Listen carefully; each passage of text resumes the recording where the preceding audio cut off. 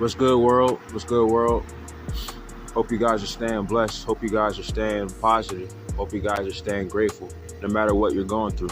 Wake up today and give 100% effort into the person you're becoming.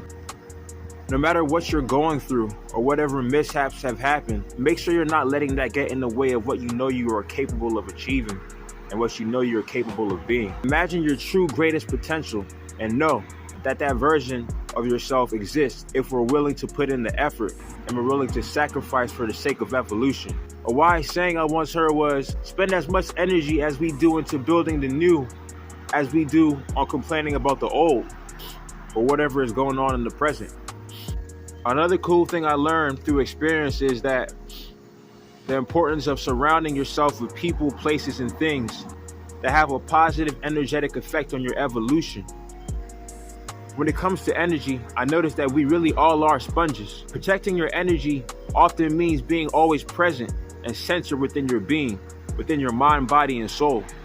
That can be a hard thing to do in a world where distraction and pleasure is our God. But one thing for sure is that repetition is equivalent to mental programming. That can be a hard thing to do in a world where distraction and pleasure is our God. But one thing I know for sure, the things that we repeat every day, the music we listen to, the mantras that we speak to ourselves, those are all factors that affect our moods, how we treat each other, and what the potential for our evolution is. What we often do as a result of what the external world gives us is retract or detract from the problem in the form of self-defense. But in the process of doing that, how much of our true essence is lost? How much of our childlike essence is lost in the process of growing up in a matrix-like society? And how much of us actually care about healing our mind, bodies, and spirits? One thing I know for sure is no cycle or program is ever broken with the same mentality that created it. All of the major changes I made in my life came from an intense desire to evolve or change and be different than the environment or the situation that I'm currently in. That really isn't always the easiest thing to do. With every new level, there's a new devil. The pain of trauma or tragedy will always change you. What if we can learn how to rewire our minds, bodies, and spirits to be primed for healthy change rather than holding on to our arrogance or ego when change comes to us? If it's a program, that usually means it's installed within the host.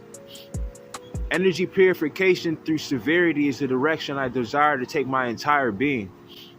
The darkness of this world, the corruption of the world, and the environment, the parasitic, harmful energy being pumped throughout all systems that we face on the daily. It takes a certain type of mindset and desire to truly break free of the bonds and the contracts we allow to reign upon us on a daily basis. Each and every one of us has a flame burning inside of us.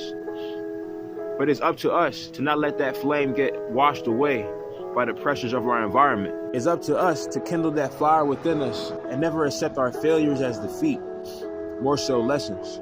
It takes courage and determination to stand up and a strong desire within oneself to make a positive change against all odds and produce alkaline energy patterns and a sea full of darkness and predation. I'm a person that is naturally inclined to love more, but I realize the notion of love really is multidimensional. True love is patience. True love is severity.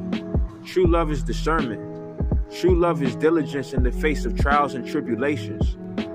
True love is understanding. On the light side, like on some Star Wars shit, we respect the free will of the all while focusing on our own progression, and we value considerations of all different sides and all different perspectives, and we take consideration of all different life forms with the eyes of oneness. There is no competition when you live in a mentality of true love. There's clarity and simplicity. Taking that step within and taking another step is a decision that we all have to make within ourselves. But just know that when we do that, we set an example for future generations and other people that might be going through something just like you. Peace and love. Namaste.